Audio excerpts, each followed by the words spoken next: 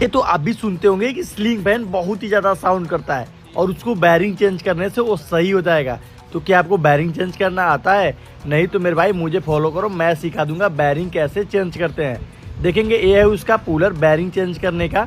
बस इससे हम सिंपल, बिल्कुल सिंपल इसको है निकालना और यहाँ से 6202 नंबर का ऊपर बैरिंग लगाते हैं और 6201 नंबर का नीचे बैरिंग लगाते हैं और बिल्कुल ये न्यू जैसे चलता है, बिल्कुल साइलेंट। क्या अभी तक मुझे फॉलो किया है? नहीं फॉलो किया है मेरे भाई तो फॉलो कर लें। देखेंगे फिटिंग के बाद हम यहाँ पे इसको टेस्ट भी करने वाले हैं, बिल्कुल साइलेंट चलने वाला है।